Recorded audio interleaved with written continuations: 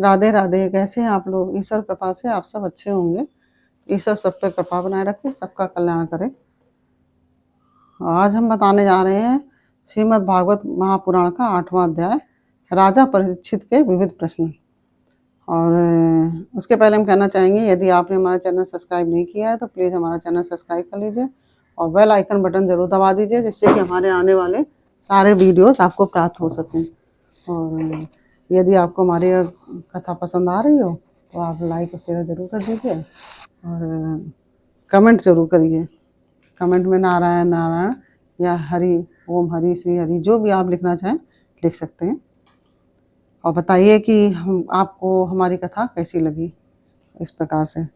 और अब हम चलते हैं कथा की तरफ। श्रीमन नारायण नारायण हरि हरि भजमन नारायण ना हरि हरि तेरी लीला सबसे प्यारी प्यारी हरि हरि तेरी लीला सबसे न्यारी न्यारी हरि हरि श्रीमन नारायण नारायण हरि हरि भजमन नारायण नारायण हरि हरि। जय श्री कृष्ण। बोलो कृष्ण कन्हैया लाल की जय।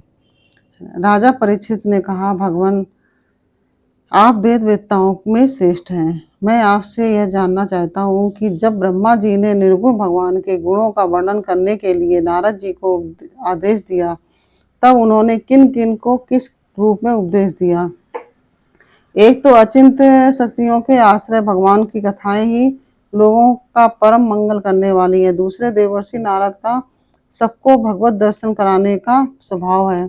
अवश्य ही आप उनकी बातें मुझे सुनाइए। महाभागवान सुखदेव जी, आप मुझे ऐसा उपदेश कीजिए कि मैं अपने आसक्ति रहित मन को सर्वात्मा भगवान श्री कृष्ण में तन्मय करके अपना शरीर छोड़ सकूं। जो लोग उनकी लीलाओं का श्रद्धा के साथ नित्य श्रवण और कथन करते हैं, उनके हृदय में थोड़े ही समय में भगवान प्रकट हो जाते हैं। श्री कृष्ण कान के छिद्रों के द्वारा अपने भक्तों के भाव में हृदय कमल पर जाकर बैठ जाते हैं। और जैसे शरद ऋतु जल का गदलापन मिटा देती है, वैसे ही वे भक्तों के मनोमल का नाश कर देते हैं। जिसका हृदय शुद्ध हो जाता है वह श्री कृष्ण के चरण कमलों को एक क्षण के लिए भी नहीं छोड़ता। जैसे मार्ग के समस्त क्लेशों से छूटकर घर आया हुआ पथिक अपने घर को नहीं छोड़ता। भगवान जीव का पंचभूतों के साथ कोई संबंध नहीं है। फिर भी इसका शरीर पंचभूतों से ही बनता है। जो तो क्या स्वभाव से ही ऐसा होता है अथवा किसी कारणवश? आप इस बात का मर्म पूर्ण रीति से जानते हैं। आपने बतलाया कि भगवान के नाभि से वह कमल प्रकट हुआ जिसमें लोकों की रचना हुई। यह जीव अपने सीमित अवयवों से जैसे परिच्छिन्न है, वैसे ही आपने परमात्मा को सीमित अवयवों से परिच्छिन्न सा वर्णन किया। यह क्या बात है? जिनकी कृपा से सर्वभूतमय ब्रह्मा जी प्राणियों की सृष्टि करते हैं, जिनके नाभि कमल से पैदा होने पर भी जिनकी कृपा से ही ये उनके रूप का दर्शन कर सके थे, वे संसार की स्थिति, उत्पत्ति और प्रलय के हेतु सर्वांतयामी और माया के स्वामी परम पुरुष परमात्मा अपनी माया का त्याग करके किस रूप में शयन करते हैं। पहले आपने बतलाया था कि विराट पुरुष के अंगों से लोक और लोकपालों की रचना हुई, और फिर यह भी बतलाया कि लोक और लोकपालों के रूप में उसके अंगों की कल्पना हुई। इन दोनों बातों का क्या तात्पर्य है? महाकल्प और उनके अंतर्गत अवान्तर कल्प कितने हैं? भूत भविष्यत तथा वर्तमान काल का अनुमान किस प्रकार किया जाता है? क्या स्थूल देह अभिमानी जीवों की आयु भी बंधी हुई है? ब्राह्मण श्रेष्ठ काल की सूक्ष्म गति, त्रुटि आदि और स्थूल गति, वर्ष आदि किस प्रकार से जानी जाती है? विविध कर्मों से जीवों की कितनी और कैसी गतियां होती हैं। देव मनुष्य आदि योनियां सत्व रज तम आदि इन 3 गुणों के फलस्वरूप ही प्राप्त होती हैं। उनको चाहने वाले जीवों में से कौन कौन किस किस योनि को प्राप्त करने के लिए किस किस प्रकार से कौन कौन कर्म स्वीकार करते हैं।